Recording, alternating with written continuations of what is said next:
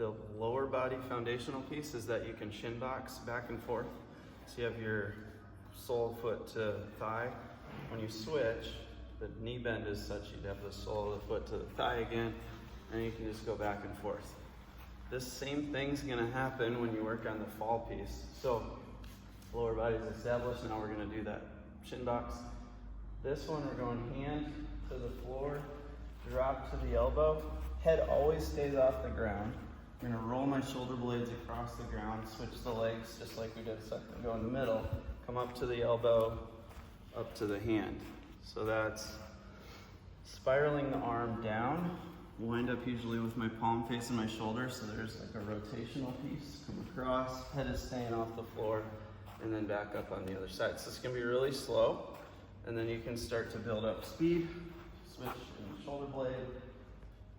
Pressure, you're switching the knees across. Shoulder blade pressure, switching the knees across. And then you can speed it up.